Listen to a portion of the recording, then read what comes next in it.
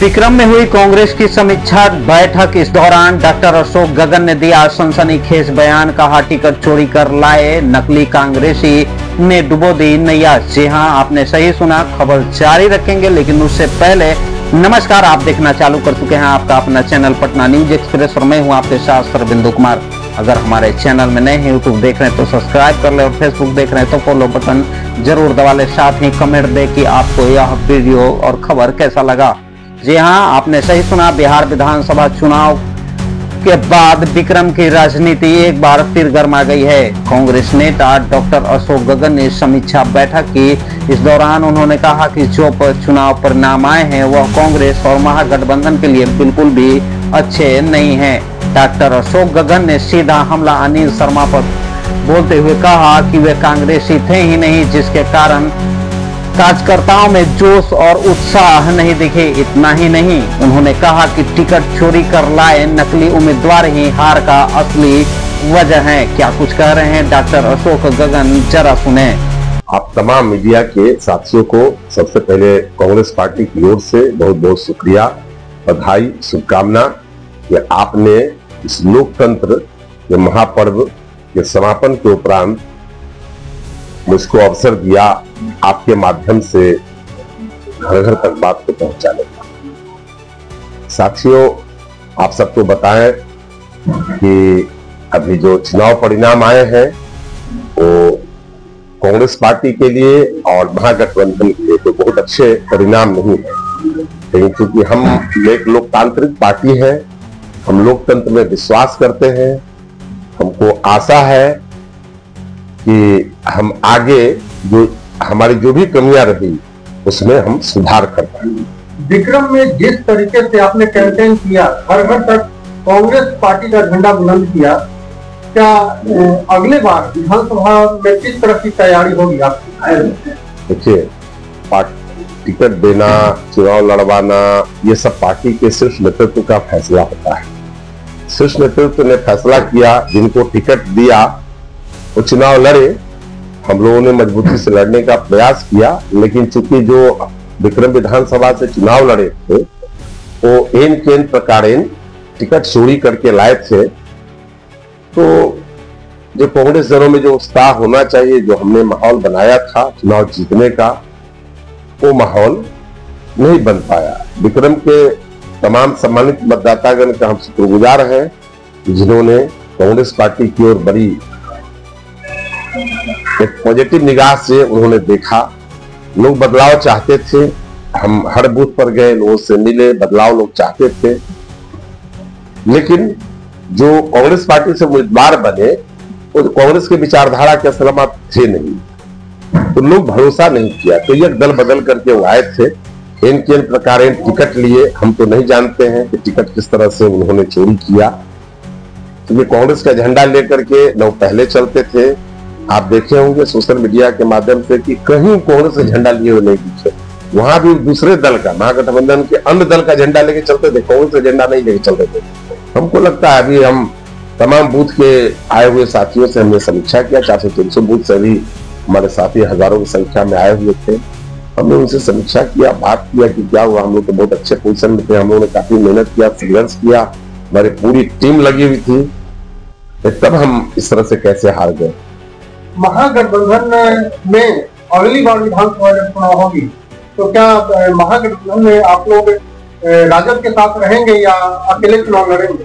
ये सब फैसला हमारा शीर्ष नेतृत्व करता है, और अब जो भी है चुनाव के बाद राज्य स्तर पर, चुनाव के बाद राष्ट्रीय स्तर पर समीक्षा होगी कि हमको साथ में रहना है या हम अलग लड़ेंगे, ये तो बात का विषय है। लेकिन ये भरोसा आपको दिलाते हैं कि कांग्रेस जो बिहार के विक्रम से लेकर के बिहार के तमाम 243 विधानसभा के लोगों का, युवाओं का, किसानों का, महिलाओं का जो बुनियादी समस्या है, उन समस्याओं को लेकर के हम सदन से लेकर के, सड़क से लेकर के और संसद तक लड़ाई लड़ेंगे उनके अधिकारों की, और उनके हक हकूक को हम दिलवाएंगे।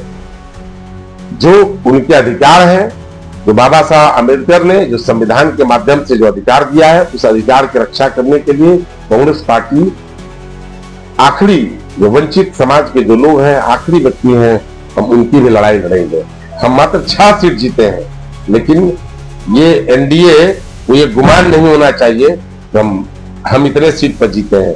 हम एक लोकतांत्रिक पार्टी है, अगर उनको लोगों ने इतना भरोसा से, जिस भरोसे के आधार पर उनको वोट दिया है, तो भरोसा पर उनको कायम होना चाहिए। उन्होंने कहा था कि हम 2 लाख रुपया देंगे, मात्र 10,000 रुपए चुनाव से पहले उन्होंने दिया है।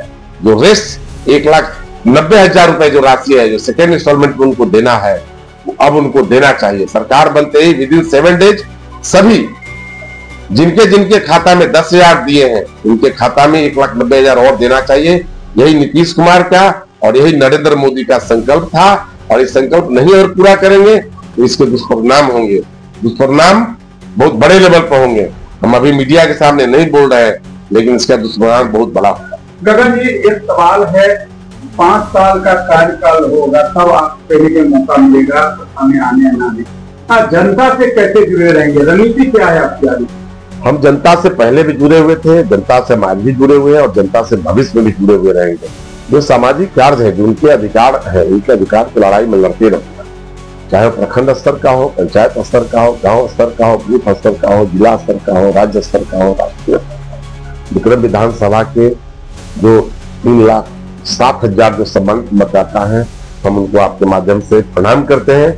उन्होंने हमको 95,000 कांग्रेस को मत देने का काम किया। हम शुक्रगुजार हैं उन तमाम मतदाताओं का, और जो नहीं भी हमको मत दिए हैं, हम उनका भी शुक्रगुजार हैं। उनका शुक्रगुजार इसलिए हूं कि मैं उनके बीच में काम करूंगा। उनके जो भी समस्या होगी, उनके समस्या में हम कंधा से कंधा मिला करके चलेंगे।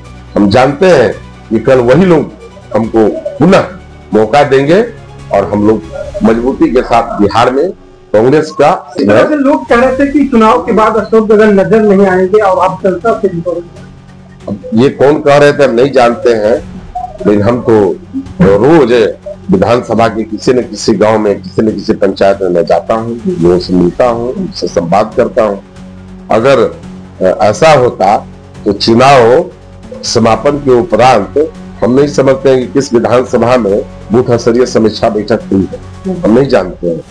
लोग तो अभी लड्डू ही बांटने में लगे हुए हैं, लेकिन हमने तो आज ये विक्रम विधानसभा का अपने तमाम हजारों कार्यकर्ताओं के साथ हमने बैठक किया।